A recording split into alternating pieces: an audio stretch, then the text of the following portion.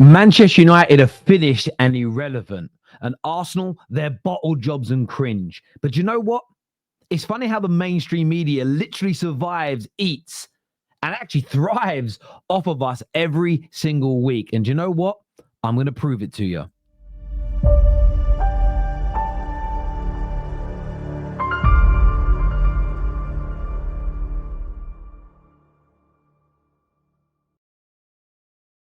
Welcome back to Killing the Game. Like, subscribe, share, hit the hype button as well. I've said it for a long time about the Arsenal hate. It's real. It exists. And the media perpetuate it. They push lies. We've seen that in recent weeks. And we'll touch on all of it. I'm going to start with Manchester United, though, and this very interesting segment today. And listening to Simon Jordan, who, typically speaking, when it comes to the business side and the money side of football, unless he mentions net spend, is pretty much spot on. But this just goes to show one thing.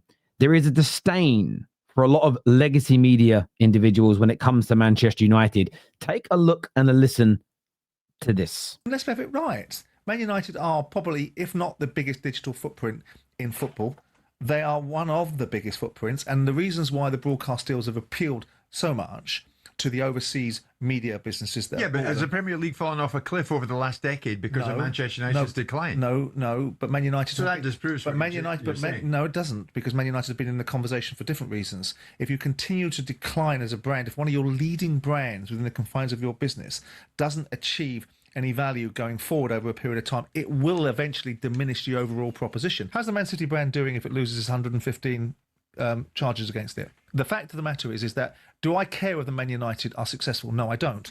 Do I think that they're a valuable asset to the overall collateral that's driven the opportunity? Of course they are. There's no coincidence. Invaluable asset. A significant valuable asset. Yeah. Do you know what's really interesting about this debate? And a lot of United rivals don't like hearing this. And do you know what? Funnily enough, Liverpool fans and Arsenal fans are two of the only fan bases that begrudgingly agree to this, because their clubs have been organically built over decades and decades, are of similar sizes globally, so they understand it. Manchester United and Liverpool, only 10 or so years ago, went to the Premier League and proposed to get a massive cut of the TV revenue each, because it worked out. And I might get the number slightly wrong, because I weren't planning on saying what I'm about to say. We live record these. Those two teams, our two teams, it was something like 60 to 65% of all the views every season were for our sides. So this idea that we're not, Man United are not a significant reason that from when Sir Alex came in and rebuilt United, the Premier League launched and United clicked into gear, and we went on to win 13 of those Premier Leagues in those years where the global appeal for the English game grew. The TV revenue started to grow. The TV deals we've seen in the last 12 years post Sir Alex are were massively produced by what he did, the rivalries that he helped to create with Blackburn Rovers, with Newcastle, then the brilliant and the biggest rivalry with Arsene Wenger and Arsenal, then with Chelsea, and right at the end, the City and the noisy neighbour element. All of that, Man United at the centre of all of it. The idea that we weren't an important asset for the Premier League is crazy. And another thing that was said there is that by Simon Jordan is United is still a big part of a big talking point. And as I said at the beginning, United, the media outlets and people like Jim say that we're finished and that we're irrelevant. If we were irrelevant and we were finished, you wouldn't consistently talk about us to continue to drive your revenues. You need us far more than we need you. The primary asset. There's no surprise that when the Premier League started its engines, Man United had been asleep for 26 years. They went and dominated it for the next 5 years. They won 4 of the first 5 Premier Leagues. Because when the big guns rolled in and the real money started coming in, Man United came alive again. But the big guns stay the big guns. In fairness, we were building towards that prior, but of course there would have been talk about that behind the scenes. Real Madrid, possibly bigger than Manchester United in terms of a brand, and currently leading La Liga by 5 points from Barcelona. But again, this is what you're ignoring here. And I know that Simon's going to speak, but I'm going to jump in myself. Real Madrid and Barcelona have an advantage that Man United and Liverpool could never gain. Man United, Arsenal and Liverpool could never gain. They get the lion's share. They get the majority of the revenue from that league goes to those clubs because they get the most views. In the Premier League, there is a very equal, it's far more equally split. If right now in La Liga, they said, right, all that money that comes in, we're now going to distribute it equally across all 20 teams, the world for Real Madrid and the world for Barcelona over the next 2 decades, because you've got to go by that, 3 decades, if you look how long the Premier League's been around, would change seismically. The makeup, the quality of the teams, the need for the smaller teams to consistently sell. The fact that Jim says that as a professional in the game as long as him is horrendous. Look at You stay a big brand because of what you do in the pitch. And look at the league that they play in. And look at the broadcast revenues that they get in that league. Man United still get more news than most teams do for being crap than other teams do for being good. But does that make the Premier League better off? Yes. Economically. Yes. What's your argument? No. You don't need Manchester United winning the Premier League title to make it a better Premier League. Nobody said that. What you need is a thriving Man United. Adding strong value. Manchester United. Yeah, and you haven't had that. But in the last decade, we've seen record points totals, but we've also witnessed the demise of Manchester United. Hasn't done the Premier League any harm, really, has it? If you These are the same people that in recent weeks have spoke about the league being dead and finished and the football being crap, by the way. If you allowed, Answer that. Yes, because the broadcasters have gone backwards. And that's it right there. The actual that we started getting peak renewals 2012, 2013, 2014, 2015, 2016. In the last 4 to 5 years, it started to go backwards. Now, I wouldn't say that's all because of Manchester United. I wouldn't. I truly don't think that. Arsenal's resurgence in the last 3 years is going to push those numbers back up. But this is what people don't like to hear. Manchester United, as a football club, whether it's relevance through being bad or relevance through being good is needed. The issue is if we continue being bad for another decade, the media will lose interest because loads of older United fans won't be here anymore. They'll die off, and the younger generation are not supporting us as much. It will change things. But I love the way it boils people's piss. And this is why you'll see United fans, so many unnecessary media articles, consistent attacking of players when it isn't really required at this moment in time. Because without attacking Man United, a massive chunk of revenue is missing from the mainstream media. Now, moving on from this, remember, like, share, and hype the video. The same could be said for Arsenal. Now, Arsenal's is very different now. They did used to do that we're going to attack them at every step of the way for being bad. Now what they're doing to Arsenal is trying to push this kind of bottle job, cringe FC element. It's a different type of approach they're going because, of course, Arsenal are gargantuan. They've got one of the biggest online fan bases, and they want to wind them up and make them angry. And rivals always feed into this. The reason that I don't, and the biggest reason I don't, is because I see what we do to Man United. I can't defend Man United whilst perpetrating it on Arsenal at the same time. That would make me look stupid. But let's take a little listen to what TalkSPORT put out today. And for me, this is crazy. Good book, good book. Jake, you seen this book? Good book, mate. It's an absolute page turner. Hold on, let me. I remember that happening. Hold on, son. Oh, I remember that as well. Remember that one? Honestly. Remember that one? Second again. Second again. Cringe FC, mate. Honestly, Tell you there's what. no team like it. Hold on. Referee's fault. Yeah. Hold on. Declan Rice sent off. Sent off. Yeah. Trossard. Yeah. Never a red card. Didn't they blame the ball? Blame the ball. Yeah. Red cards. Good book in here, Yes. mate. Listen. Said they've done really well this season. Finished second. Beat Real Madrid. Look, they got beat Real Madrid. 2 free kicks. We deserve to win the trophy. Honestly, this lot. They're Arsenal. amazing. Just keep on Honestly. giving. Now, for me, I look at this and I suppose it's mildly entertaining to some people. Some will watch it and go, oh, that's funny. That's all. Look, it's Bantam Deck. It's Bantam Deck. How amazing. Overall, it's just low rent. It's low. There is nothing at this moment in time. There's nothing to criticize Arsenal on overly. I saw Abby Summers this week, and it made me chuckle because there was a real comedic element to it because she was praising and talking about Max Dowman. And you could see the look of disgust on her face as a Tottenham fan that she was having to praise him, but overall kept on praising Arsenal for how good they've been. And that is exactly what I want to see from a professional broadcaster.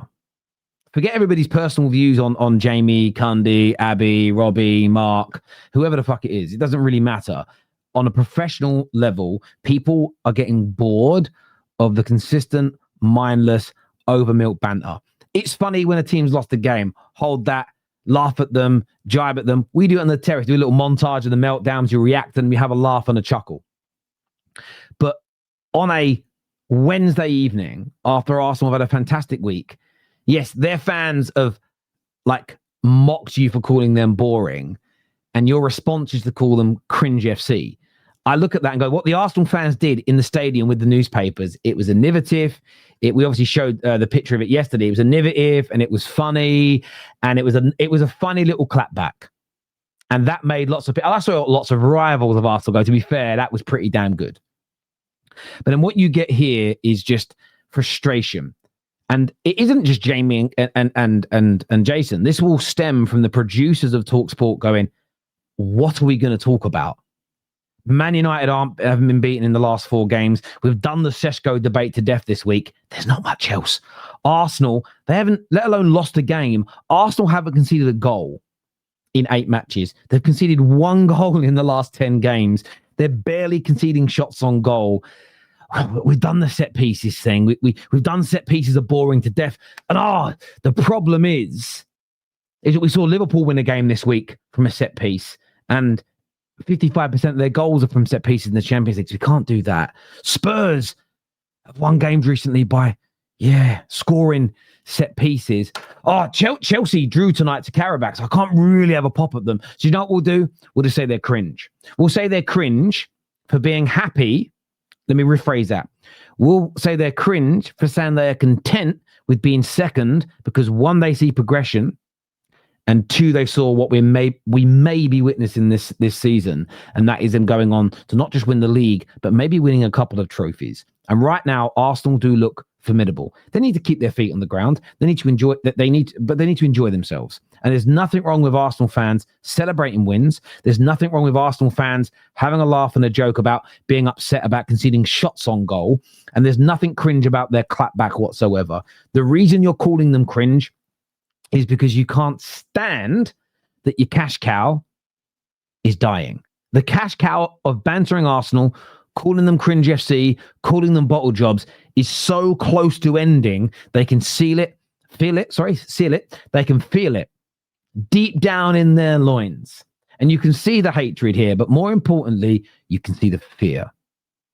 You can see the fact that Arsenal scare them to death. What are we going to say if they win something? What are we going to say if they end that drought? What are we going to do? They have no idea. The crazy part is, if they went and actually started doing serious journalism as a channel, the access they get compared to fan channels is crazy. But talking fairly and talking honestly, and they would see themselves that as a business, they'd be absolutely fine. But their view is, we've got to find a way of diminishing Man United. We've got to find a way of playing Arsenal down. We've got to find a way of drumming up frustration and hatred around them. And if we do that, we should be okay revenue-wise. You should all keep your jobs. It is so ridiculous. It's unbelievable. Now, some will say, look, Terry, it's a bit of fun. It's a little bit of fun. You shouldn't be calling it out. But for me, it isn't. Because we've seen this before with Arsenal. These jokes that they say they're making become part of the serious discourse, the serious punditry. And do you know what I think of that? It kills the game, because then fans enjoying the journey, fans enjoying the fun, then gets attacked and slammed. Well, why is it wrong for me to do this? And the reference points then come from the media. And for me, I've seen this myself on my own match reactions. I've seen it myself when reviewing other people's content, watching footage from games. Football fans are enjoying football, but one of the things that's killing them is the constant attacks and stuff like that online they receive just for being happy over wins, just for being happy now with progression. And the craziest part with Jamie is Jamie was crying his eyes out the night before because people weren't calling Spurs one of the best teams in Europe, weren't calling them a massive club because they beat Copenhagen 4-0. And that's the bit that sticks in the back of people's throats, is there is such an inconsistency with energy. Now, I know what you're going to say, Terry, but he's a Spurs fan. Why would he support Arsenal more than Spurs? That isn't what I'm saying. He is a professional journalist. I get it from fans. But even when it comes to fans making content, listen to your audiences. People don't want blind. Typically, some do. To be fair, let me rephrase that. Let me rephrase that.